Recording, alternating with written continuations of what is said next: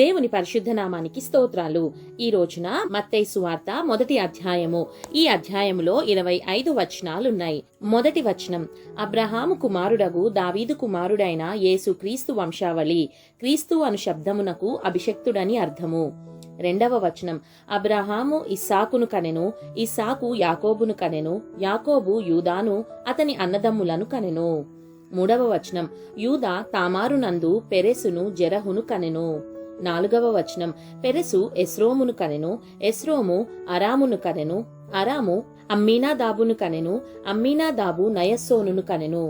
ఐదవ వచనం, నయస్సోను సల్మానును కనెను, సల్మాను రాహాబునందు బోయజును కనెను, బోయజు రూతునందు ఓబేదును కనెను, ఓబేదు యెషయిని కనెను. ఆరవ వచనం, యెషయి రాజైన దావీదును కనెను, ఊరియా భార్యగా నుండిన ఆమెయందు దావీదు సొలొమోనును కనెను.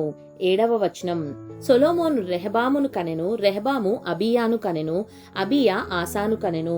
ఎనిమిదవ వచనం, ఆసా యెహోషాపాతును కనెను, యెహోషాపాతు యెహోరామును కనెను, యెహోరాము ఉజ్జియాను కనెను. తొమ్మిదవ వచనం, ఉజ్జియా యోతామును కనెను, యోతాము ఆహాజును కనెను, ఆహాజు హిజ్కియాను కనెను. పదవ వచనం, హిజ్కియా మనష్షేను కనెను, మనష్షే ఆమోనును కనెను, ఆమోను యోషియాను కనెను. 11వ వచనం, యూదులు బబులోనుకు కొనిబోబడిన కాలములో యోషియా యెకొన్యాను అతని సహోదరులను కనెను. 12వ వచనం, బబులోనుకు కొనిపోబడిన తరువాత యెకొన్యా షయల్తీయేలును కనెను, షయల్తీయేలు జెరుబ్బాబేలును కనెను.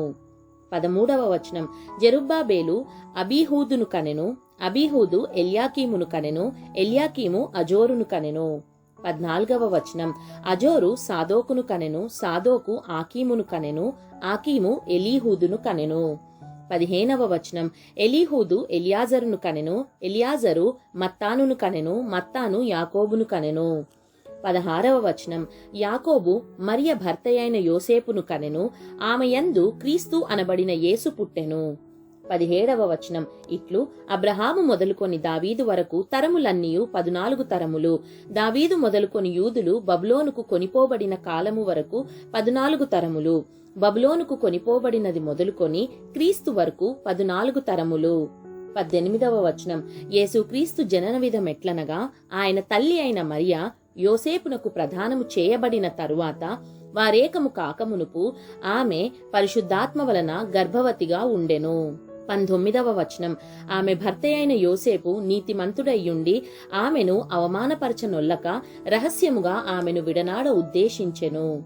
20వ వచనం, అతడు ఈ సంగతులను గూర్చి ఆలోచించుకొనుచుండగా ఇదిగో ప్రభుదూత స్వప్నమందు అతనికి ప్రత్యక్షమై, దావీదు కుమారుడవైన యోసేపు, నీ భార్య అయిన మరియను చేర్చుకొనుటకు భయపడకుము, ఆమె గర్భము ధరించినది, పరిశుద్ధాత్మ వలన కలిగినది, ఆమె ఒక కుమారుని కనును. 21వ వచనం, తన ప్రజలను వారి పాపముల నుండి ఆయనే రక్షించును గనుక ఆయనకు యేసు అను పేరు పెట్టుదువనెను. యేసు అను శబ్దమునకు రక్షకుడని అర్థము. 22వ వచనం, ఇదిగో కన్యక గర్భవతి అయి కుమారుని కనును, ఆయనకు ఇమ్మానుయేలను పేరు పెట్టుదురు. 23వ వచనం, అని ప్రభువు తన ప్రవక్త ద్వారా పలికిన మాట నెరవేరునట్లు ఇదంతయు జరిగెను.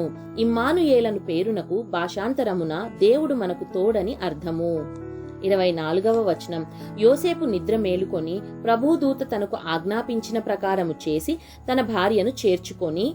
25వ వచనం, ఆమె కుమారుని కనువరకు ఆమెను ఎరుగకుండెను, అతడు ఆ కుమారునికి యేసు అను పేరు పెట్టెను. దేవుడు చదవబడిన పరిశుద్ధ వాక్యాన్ని మనందరి వినికిడిలో దీవించి మనల్ని ఆశీర్వదించునుగాక. ఆమేన్.